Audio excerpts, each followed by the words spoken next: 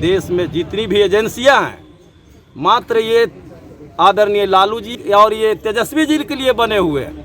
बिहार में हो सृजन घोटाला हो, 50-60 घोटाले हुए हैं। नीतीश जी मुख्यमंत्री है और वित्त मंत्री सुशील मोदी थे, तो इनकी दायित्व नहीं बनती है? उस पर सीबीआई उस पर जांच क्यों नहीं हो रहा है? गोपालगंज में एमएलसी चुनाव को लेकर राजद प्रत्याशी ने सब कुछ साफ कर दिया है, जहां उन्होंने कहा कि इस बार भाजपा और जदयू का पूरी तरीके से सफाया हो जाएगा। दरअसल राजनीतिक दलों ने नवनिर्वाचित जनप्रतिनिधियों से मुलाकात कर लुभाने की कोशिश में लगे हैं, तो वहीं पार्टी के नेता कार्यकर्ताओं को एकजुट करने में। इसी बीच गोपालगंज में राजद की ओर से विधान परिषद प्रत्याशी दिलीप सिंह पंचायती राज के जनप्रतिनिधियों से मुलाकात की और उनके साथ विशेष चर्चा किया। साथ ही चुनाव जीतने के बाद वो जनप्रतिनिधियों की आवाज को सदन में ले जाने का काम करेंगे, ऐसा वो घूम घूम कर कह रहे हैं। इसके अलावा जनप्रतिनिधियों के साथ कदम से कदम मिलाकर समस्याओं को खत्म करने का आश्वासन दिया है। सबसे पहले यहाँ जितने भी जीते हुए जनप्रतिनिधिगण हैं उनको मैं बधाई देना चाहता हूँ। वो लोग चुनाव जीत कर आए हैं अपने अच्छे कार्यों के बदौलत, और मैं चाहूँगा कि जो उनकी विजन्स हैं उस विज़न को आगे बढ़ाने के लिए एमएलसी चुनाव में हमारा मदद करें, हमें अपना बहुमूल्य मत दें और उनके मान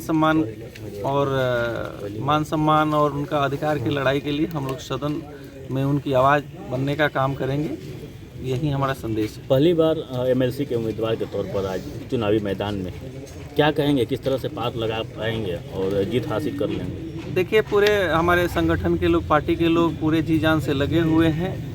मैं पहली बार ज़रूर हूँ, लेकिन जो भी पार्टी के लोग हैं सब कोई बहुत सारे चुनाव देखे हैं। हम भी अलग से चुनाव पहले भी देख चुके हैं, और जो भी हमारा संगठन है, जो भी पार्टी का सहयोग है, काफ़ी सराहनीय है। जितने भी युवा हैं, जितने भी कार्यकर्ता हैं, जितने भी पार्टी के नेतागण हैं, सभी लोग लगे हुए हैं।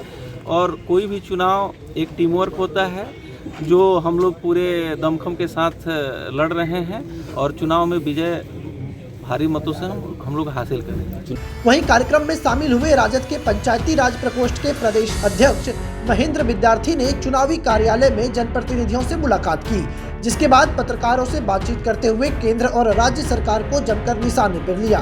देश में जितनी भी एजेंसियां हैं मात्र ये आदरणीय लालू जी और ये तेजस्वी जी के लिए बने हुए हैं। आप चारा घोटाला में माननीय मुख्यमंत्री लालू प्रसाद जी जिस समय थे, इन पर कोई चार्जेज नहीं था सीधा लेन देन के, लेकिन कहता है कि इनकी जवाबदेही बनती है कि इन्होंने मुख्यमंत्री काल में चारा घोटाला हुआ। एक तरफ ये मानते हैं और दूसरे तरफ 15 वर्षों से बिहार में हो सृजन घोटाला हो, 50-60 घोटाले हुए हैं। नीतीश जी मुख्यमंत्री है और वित्त मंत्री सुशील मोदी थे, तो इनकी दायित्व नहीं बनती है? उस पर सीबीआई उस पर जांच क्यों नहीं हो रहा? इसलिए प्रदेश और देश जान रहा है कि मात्र जो है पूरा एजेंसी लालू जी को परेशान करने के लिए, तेजस्वी जी को परेशान करने के लिए। और आपको एजेंसी पर तो हमारा भरोसा ही उठ गया।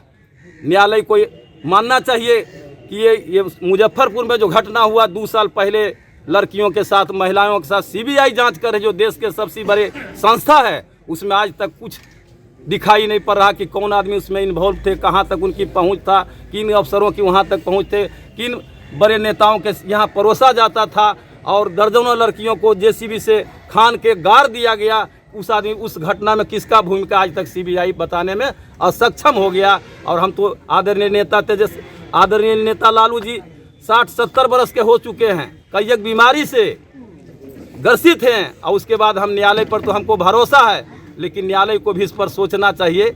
और कई एक वर्ष उन्होंने जेल में काट चुके हैं, फिर उनको जेल 5 साल के देना हम नहीं समझते कि कोई उचित है। मानवता के आधार पर न्यायालय को इस पर विचार करना चाहिए। अगर अब तक आपने हमारे चैनल को सब्सक्राइब नहीं किया है तो सब्सक्राइब कर लें, और यदि ये वीडियो आप फेसबुक पर देख रहे हैं तो पेज को लाइक करें।